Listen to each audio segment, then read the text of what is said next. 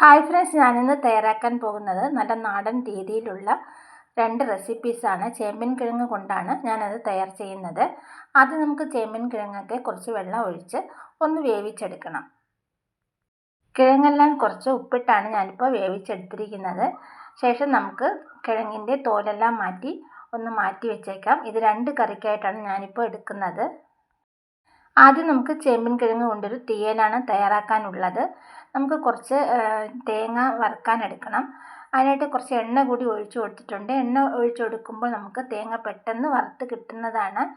ഒരു ചെറിയ കഷ്ണം ഇഞ്ചിയും വെളുത്തുള്ളിയും കൂടെ ചേർത്ത് കൊടുക്കുന്നുണ്ട്. ഇനി നമുക്ക് ഇവ നന്നായിട്ടൊന്ന് വറുത്തെടുക്കണം.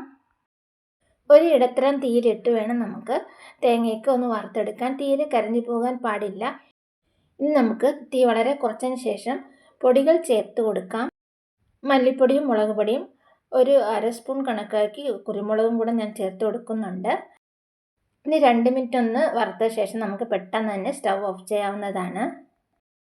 ഇവയെല്ലാം തണുത്തതിന് ശേഷം മിക്സിയുടെ ജാറിലോട്ട് മാറ്റാം. അതിനുശേഷം നമുക്ക് നന്നായിട്ടൊന്ന് അരച്ചെടുത്തിട്ട് വരാം. ഇനി ഒരു പാനിൽ ഞാനിപ്പോൾ എണ്ണ ഒഴിച്ച് കൊടുക്കുന്നുണ്ട്. എണ്ണ ചൂടായാലുടൻ തന്നെ നമുക്ക് ആദ്യം കടുകിട്ട് കൊടുക്കാം.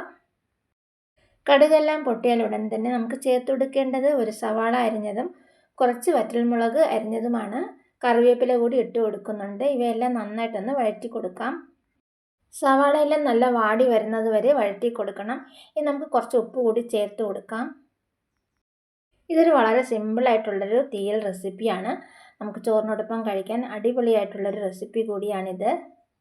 സവാള എല്ലാം നമുക്കിപ്പോൾ വാടി വന്നിട്ടുണ്ട്.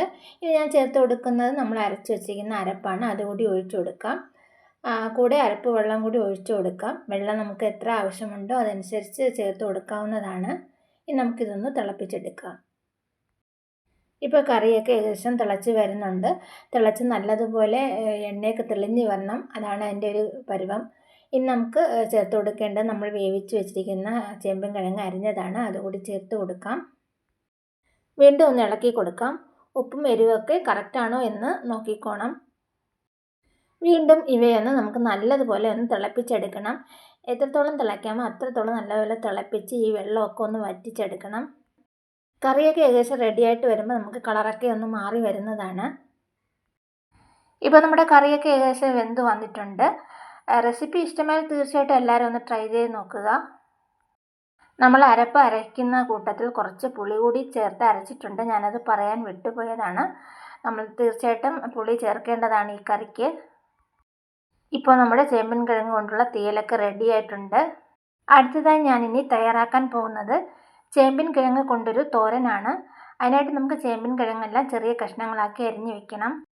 ഇനി ഒരു പാനിൽ വെളിച്ചെണ്ണ ഒഴിച്ചു കൊടുക്കാം. വെളിച്ചെണ്ണ ചൂടായാലുടൻ തന്നെ നമുക്ക് ചേർത്ത് കൊടുക്കേണ്ടത് കടുകാണ്. കടുകും ഇട്ട് കൊടുത്ത് കടുകെല്ലാം ഒന്ന് പൊട്ടിച്ചെടുത്ത ശേഷം നമുക്കിനി ചേർത്ത് കൊടുക്കേണ്ടത് ഒരു വലിയ സവാള അരിഞ്ഞതും ഒരു 4-5 വറ്റൽമുളക് അരിഞ്ഞതുമാണ്. അതുകൂടി ചേർത്ത് കൊടുക്കുന്നുണ്ട്. ഇനി നമുക്ക് നന്നായിട്ടൊന്ന് വഴറ്റിയെടുക്കാം. ഈ തോരൻ ചെയ്യാൻ നേരം വെളിച്ചെണ്ണ തന്നെ ഉപയോഗിക്കാൻ നോക്കുക. അതാണ് ടേസ്റ്റ് കൂടുതലായിട്ട് വരുന്നത്. ഇനി നമുക്ക് കുറച്ച് ഉപ്പ് കൂടി ചേർത്ത് കൊടുക്കാം. വീണ്ടും ഒന്ന് വഴറ്റി കൊടുക്കാം. ഉള്ളിയൊക്കെ എണ്ണയിൽ കിടന്ന് നല്ലതുപോലെ ഒന്ന് മൊരിഞ്ഞ് വരണം. വേറെ മുളക് പൊടിയോ മല്ലിപ്പൊടിയോ ഒന്നും ഞാനിതിൽ ചേർക്കുന്നില്ല. വെറും വറ്റൽമുളകിൻ്റെ എരിവ് മാത്രമാണ് ഈ തോരനുള്ളത്. ഇപ്പോൾ ഉള്ളിയൊക്കെ ഏകദേശം റെഡിയായി വന്നിട്ടുണ്ട്. നമുക്കിനി അരിഞ്ഞു വെച്ച ചേമ്പിൻ കഷ്ണങ്ങൾ ചേർത്ത് കൊടുക്കാം. എല്ലാം കൂടി നന്നായിട്ട് വഴറ്റിയെടുക്കുക. എണ്ണയിൽ കിടന്ന് തന്നെ നല്ല മൊരിഞ്ഞ് വരണം ചേമ്പിൻ കഷ്ണങ്ങൾ. നമ്മളിപ്പോൾ വേവിച്ച ചേമ്പിൻ കഷ്ണങ്ങളാണ് ചേർത്തിട്ടുള്ളത്. അതുകൊണ്ട് ഇനി പ്രത്യേകിച്ച് വേവിക്കേണ്ട ആവശ്യമൊന്നുമില്ല. ഇനി നമുക്ക് കുറച്ച് തേങ്ങയും പിന്നെ കുറച്ച് കറിവേപ്പിലയാണ് ഇട്ട് കൊടുക്കേണ്ടത്. അതുകൂടി ഇട്ട ശേഷം വീണ്ടും ഒന്ന് ഇളക്കി യോജിപ്പിക്കാം. തേങ്ങയെല്ലാം ചേർത്ത് കഴിഞ്ഞാൽ പിന്നെ നമുക്ക് ഈ തോരൻ ഒരു അടിപൊളി മണം കിട്ടുന്നതാണ്. വളരെ ടേസ്റ്റി ആയിട്ടുള്ള ഒരു തോരൻ റെസിപ്പിയാണ്. കൊച്ചു കുഞ്ഞുങ്ങൾക്കൊക്കെ ഒരുപാട് ഇഷ്ടപ്പെടുന്നതാണ്. ചേമ്പിൻ കിഴങ്ങൊക്കെ ഇഷ്ടമില്ലാത്തവർക്ക് ഇതുപോലെ തോരൻ വെച്ച് കഴിക്കാവുന്നതാണ്. ഇത് വളരെ സിമ്പിളും നമുക്ക് പെട്ടെന്ന് തന്നെ തയ്യാർ ചെയ്യാൻ പറ്റിയ ഒരു റെസിപ്പിയാണ്. എണ്ണ ഒഴിക്കുമ്പോൾ കുറച്ച് കൂടുതൽ എണ്ണ ഒഴിക്കുക. കാരണം ഈ എണ്ണയിൽ കിടന്നാണ് ഉള്ളിയും തേങ്ങയും കിഴങ്ങും എല്ലാം നല്ലതുപോലെ മുരിഞ്ഞ് കിട്ടേണ്ടത്. ഇപ്പോൾ നമ്മുടെ തോരനൊക്കെ കറക്റ്റ് ലെവലിൽ കിട്ടിയിട്ടുണ്ട്. ചേമ്പിൻ കിഴങ്ങ് കൊണ്ടുള്ള തോരനും തീയലൊക്കെ റെഡിയായിട്ടുണ്ട്. വീഡിയോ ഇഷ്ടമായ ലൈക്ക്, ഷെയർ ആൻഡ് സബ്സ്ക്രൈബ് ചെയ്യുക. അതുപോലെ നിങ്ങളുടെ കമൻസും എന്നെ അറിയിക്കുക.